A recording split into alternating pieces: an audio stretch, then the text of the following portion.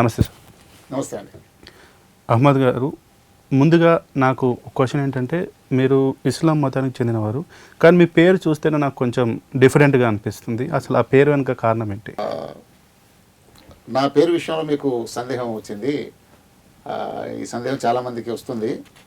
దీనికి ప్రధాన కారణం ఏంటంటే, నేను చిన్నప్పటి నుండి ఒక స్పృహతో ఆలోచనతో ఉన్నటువంటి వ్యక్తిని. ఈ ముష్తాక్ అహ్మద్ అనే పేరు ఉచ్చారణ రకరకాలుగా చేస్తున్నారు చాలామంది. ఒక స్పష్టత లేదు, ఎందుకంటే అది అరబిక్ నేమ్, అది మనం తెలుగు వాళ్ళం. అది చాలా ప్రాబ్లం అనిపించింది నాకు చిన్నప్పుడే. ఆ తర్వాత కొంత స్పృహ వచ్చిన తర్వాత కొన్ని రైటింగ్స్ చేయటం మొదలెట్టాను నేను. అప్పుడు ఆలోచించి నేను కలం పేరుగా అభిలాష్ అనేది పెట్టాను. ఓకే. అభిలాష్ ముష్తాక్ అని అరబీలో ఏదైతే అంటారో దాని తెలుగు అర్థం అభిలాష్. ఓకే. అంటే అభిలాషించేవాడు. ముష్తాక్ అంటే ఖాహిష్ మంద్ అని ఉర్దూలో కూడా అంటారు, అరబిక్ లో ముష్తాక్. అది నేను కంపేర్ చేసి ఇలా పెట్టాను. ఇది ఒక దశ. ఆ తర్వాత నేను కాస్త స్టడీ చేస్తూ ముందుకు వెళ్లే కొద్దీ మరొక విషయం అర్థమైంది. అదేంటంటే, ఇస్లాం అనేది ఒక ధర్మము, ఒక రిలీజియన్. అది ఏ దేశం వాళ్ళైనా సరే ఆ రిలీజియన్ ని ఇష్టమైన వాళ్ళు స్వీకరించి ఆచరిస్తారు. బట్ రిలీజియన్ ఐడెంటిటీ అనేది ఒకటైతే, లోకల్ నేషనల్ ఐడెంటిటీ అనేది సపరేట్ మ్యాటర్. భారతదేశంలో ముస్లింలు, ఇక్కడ ఉన్నటువంటి హిందువులు, ఒకప్పుడు అందరూ హిందువులే భారతదేశంలో, వాళ్ళందరూ వివిధ కారణాల చేత ఇస్లాం స్వీకరించారు. అది రిలీజియన్ వరకే పరిమితం అవ్వాల్సింది. బట్ అది కంటిన్యూ అయ్యిందంటే కల్చర్ను కూడా ట్రాన్స్ఫర్మేషన్ అనేది జరిగిందనమాట.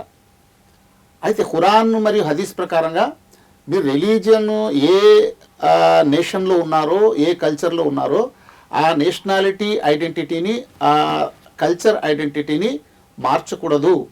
అది మార్చటం మహాపాపం అనే విషయం కూడా అర్థమైంది. ఇక అప్పటి నుండి ఏం చేశామంటే, నా పిల్లలకు, నా మనవరాళ్ళు అందరికి కూడా ఒక ముస్లింగా అరబిక్ నేమ్తో పాటు ఇక్కడ మన ఇండియన్గా ఒక తెలుగు పేరు కూడా యాడ్ చేయడం జరిగిందనమాట. ఓకే. అలాగా ఆ పరంపర, ఇది మెయిన్ కారణం. అయితే నాకు స్పృహ తెలియనప్పటి నుంచి కూడా అప్పుడున్న ప్రాబ్లం బట్టి నేను అభిలాష్ అనే పేరు పెట్టా. ఓకే. తర్వాత అది ధర్మబద్ధం కూడా అని అర్థమైంది. ఈ రకంగా పేరుకు సంబంధించిన విషయం ఆ అవగాహన నడిచింది అనమాట. అయితే అభిలాష్ గారు, మామూలుగా ఇస్లాంకి సంబంధించినటువంటి వ్యక్తులు ఎవరు కూడా ఆ యొక్క అల్లానే నమ్ముతూ ఉంటారు, ఆ ఖురాన్నే చదువుతూ ఉంటారు, కేవలం ఇస్లాం ఏదైతే చెప్పిందో దాన్నే పాటిస్తూ ముందుకెళ్తుంటారు. కానీ మీరు విభిన్నంగా ఈ భగవద్గీతను నేర్చుకోవడం కానీ, ఈ క్రైస్తవంలో ఉన్నటువంటి ఈ బైబిల్లో ఉన్నటువంటి అంశాలను చదవడం కానీ, అన్ని మతాలు ఒకటే, ఈ అంతా ప్రజలందరూ ఒకటే, మార్గాలు వేరని, అసలు ఈ దృక్పథం మీకు ఎట్లా వచ్చింది? ప్రజల్లో ఈ అవేర్నెస్ కల్పించాలన్న ఒక ఆశ మీకు ఎట్లా వచ్చింది? ఓకే. ఇప్పుడు నేను ఒక సాంప్రదాయక ముస్లిం కుటుంబంలో పుట్టడం వల్ల మా ఖురాన్ ట్రెడిషనల్గా చదివిస్తారు. అయితే అరబిక్లో చదువుతారు ఎక్కువ మంది. 99%, 100% అంటే ఆ వ్యక్తులు ఖురాన్ చదివినప్పటికీ కూడా అందులో 99% అది మీనింగ్లెస్గా చదువుతారు. ఓకే. ఇది ఒకటి. అయితే నా అదృష్టం కొద్దీ విత్ మీనింగ్ చదివేటువంటి అవకాశం నాకు దొరికింది. ఉర్దూలో, అలాగే తెలుగు మాతృభాష మాకు ఇందులో చదవడం జరిగింది. అప్పుడు కొన్ని విషయాలు నాకు అర్థమైనాయి అనమాట. ఖురాన్ కొన్ని ఆజ్ఞలు ఇస్తుంది. ఆ ఆజ్ఞల్లో బిలీఫ్ సిస్టంలో మెయిన్, మీరు అల్లాహని విశ్వసిస్తున్నారు. అల్లా అంటే యూనివర్స్ని సృష్టించిన దేవుడు. అరబిక్లో అల్లా అన్నారు. అది వేరే భాషల్లో వేరే పేర్లతో ఆయన పిలుస్తారు. మన సంస్కృత భాషలో అయితే ఆయన్ని బ్రహ్మన్, బ్రహ్మదేవుడు అని చెప్తారు. అలాగే ఇంగ్లీష్ చెప్తే గాడ్ అని, యూనివర్సల్ గాడ్ అని, ఆల్మైటీ గాడ్ అని, సూపర్ నేచురల్ పవర్ అని, ఇలా రకరకాల పేరుతో పిలుస్తారు. సో బట్ ఆ పవర్ ఈజ్ వన్ అనమాట, అంతే. ఇది ఒకటి అర్థమైంది. తర్వాత ఖురాన్ చెప్పేది, ఆ దేవుడు ఈ ఖురాన్ గ్రంథాన్ని మాత్రమే కాదు, దీనికి ముందు చాలా గ్రంథాలు అవతరింపజేశాడు అని చెప్పి వాటిని కూడా విశ్వసించాలి అని కండిషన్ పెట్టాడండి. ఇది చాలా ప్రధానమైన అంశం అన్నమాట. ఓకే. మీరు ఖురాన్ విశ్వసిస్తే సరిపోదు, దాని ముందు వచ్చిన గ్రంథాలు కూడా విశ్వసించాలి అని చెప్పారు కండిషన్. ఒకటి కండిషన్ నెంబర్ 1 ఇది.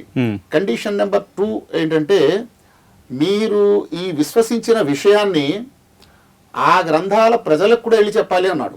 ఓకే. ఫర్ ఎగ్జాంపుల్, ఇప్పుడు నేను ముస్లింగా ఓల్డ్ టెస్ట్మెంట్ నేను నమ్ముతున్నాను, అది యూదులు నమ్ముతారు దాన్ని, బైబిల్లో ఓల్డ్ టెస్ట్మెంట్, అది నేను నమ్ముతున్నాను, అది నా పర్సనల్ బిలీఫ్ అయింది. బట్ బిలీఫర్ కుదరదు, అది వెళ్ళి వాళ్ళు చెప్పండి అన్నాడు అనమాట. ఓ యూదులారా, మీ గ్రంథాన్ని మేము నమ్ముతున్నాం, ఓన్లీ ఖురాని కాదు మీ గ్రంథాన్ని కూడా నమ్ముతున్నాం అని చెప్పమన్నాడు. ఇది ఒకటి. ఇదే మాట అటు బైబిల్ న్యూ టెస్ట్మెంట్ నమ్మే క్రైస్తవులు కూడా వర్తిస్తుంది.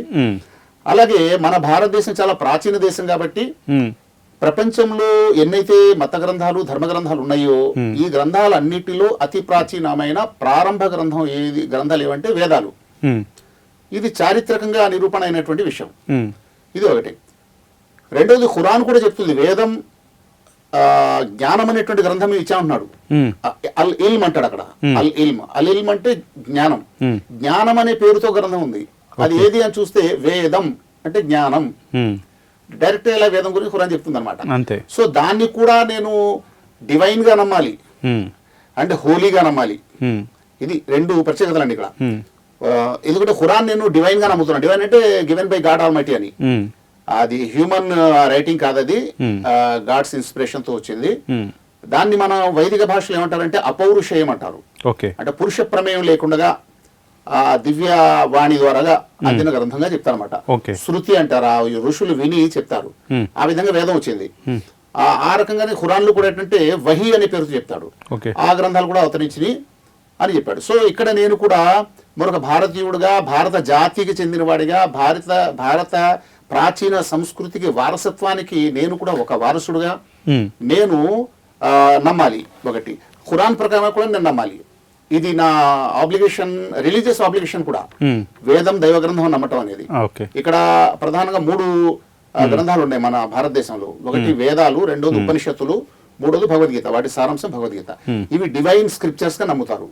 ఇక మహాభారతం, రామాయణం వగరా అంటే అది ఇతిహాసాలు అని చెప్పి నమ్ముతారు.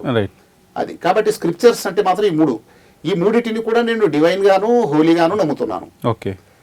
ఇప్పుడు నమ్మటం అనేది పర్సనల్ బిలీఫ్ అయింది.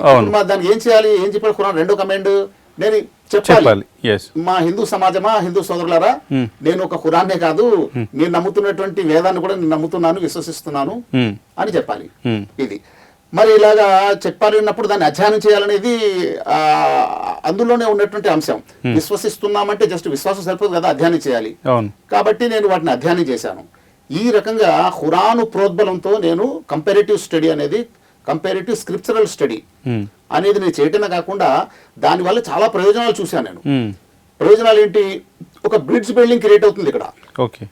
సపోజ్ వాళ్ళు ముస్లింలు అండి, మా గ్రంథాన్ని నమ్మరండి అనే ఫీలింగ్ ఒక క్రైస్తవులు యూదుల్లో ఉంటది, ఒక హిందువుల్లో కూడా ఉంటది. ఉన్నప్పుడైనా ఒక గ్యాప్ ఉంటుంది అక్కడ.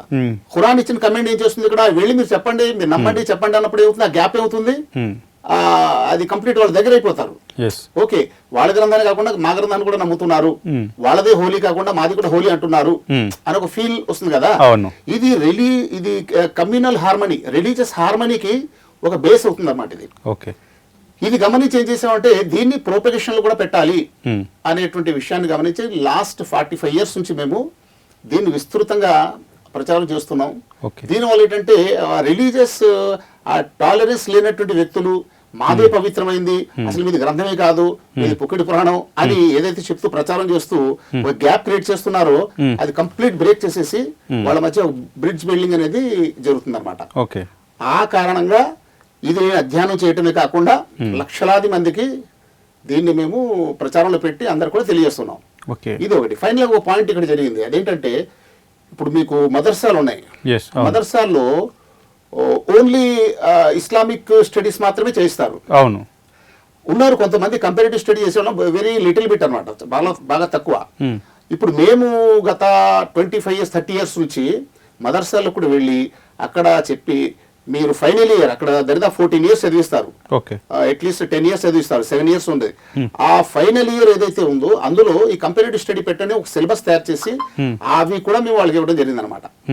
దీనివల్ల ఏమవుతుంది, ముస్లిం పండితులు స్వయంగా కంపారిటివ్ స్టడీ చేసి వాళ్ళు బయటకు వచ్చినప్పుడు వాళ్ళు మాట్లాడినప్పుడు ఏమవుతుంది, ఇంకా ముస్లింలు ఒక నాన్ ముస్లిమ్స్ తో కూడా కనెక్టివిటీలోకి రావాలి, ఆ ఒకే సోర్స్ ద్వారాగా అన్ని గ్రంథాలు వచ్చినాయి కాబట్టి మనం అంతా ఒకటే అనేటువంటి ఒక ఫీల్ బై రిలీజియస్ స్కాలర్ ద్వారా వచ్చింది అనుకోండి, అది ఇంకా పవర్ఫుల్ కదా.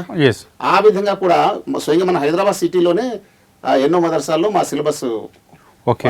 మేము ఇంట్రొడ్యూస్ చేయడం జరిగింది. ఓకే. అలాగే నార్త్ లో కూడా కొన్ని మదర్సాల్లో మేము దీన్ని ప్రవేశపెట్టాం.